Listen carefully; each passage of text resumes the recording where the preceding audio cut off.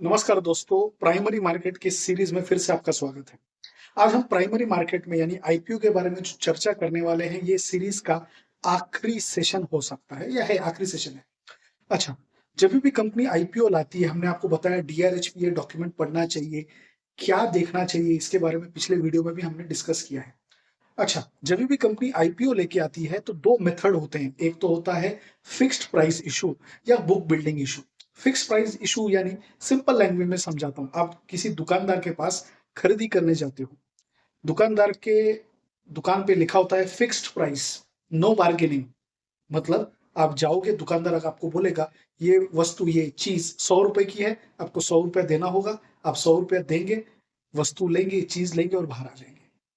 Equity market में भी कुछ आईपीओ ऐसे होते हैं जो फिक्स प्राइस के होते हैं। कंपनी एक फिक्स रेट पे 100 रुपया, 200 रुपया, 85 रुपया, 90 रुपया एक फिक्स रेट बताती है। उसी फिक्स रेट पे कंपनी अपने शेयर्स बेचती है। हालांकि ये इतना पॉपुलर नहीं है। दूसरा जो कंसेप्ट है book building issue. Book building issue यानी जैसे बार्गेनिंग होती है, इसमें भी बार्गेनिंग की एक सिस्टम होती है। हालांकि आप मनचाही बार्गेनिंग इसमें नहीं कर सकते। बुक बिल्डिंग इशू में नॉर्मली रिटेल इन्वेस्टर्स के लिए 20% की रेंज होती है। रेंज होती है मतलब क्या? फॉर एन एग्जांपल, एक उदाहरण आपको देता हूं। अगर कंपनी बोलती है कि मेरा शेयर, मैं रिटेल इन्वेस्टर्स को, ये रिटेल इन्वेस्टर्स के लिए ही लागू होता है, मैं ये अपने शेयर्स रिटेल इन्वेस्टर्स को 100 रुपया कम से कम मैं बेचना चाहूंगी, ज्यादा से ज्यादा 120 रुपया।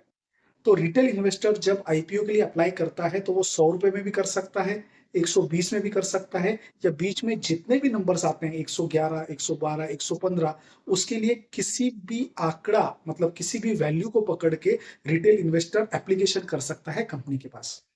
कंपनी के पास जब सारे एप्लीकेशंस आ जाते हैं तो कंपनी एक एनालिसिस करती है कि कौन से अमाउंट पे रिटेल इन्वेस्टर्स को ये शेयर्स दिए जाएं, और उसके एनालिसिस अगर कंपनी का हो गया, अगर वो आंकड़ा या वो वैल्यू आपने कोट की होगी तो वो शेयर्स आपको मिल जाते हैं।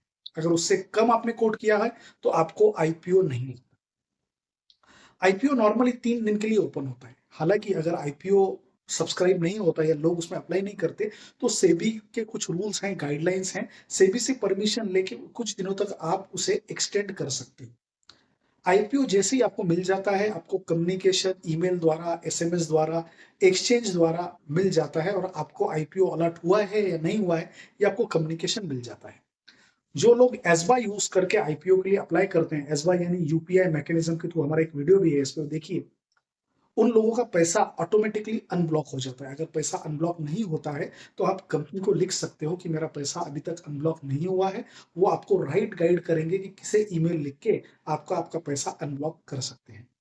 तो आज यहीं तक रखेंगे। वीडियो को जरूर लाइक कीजिए, शेयर कीजिए, सब्सक्राइब कीजिए। मिलते रहिए। शुक्रिया।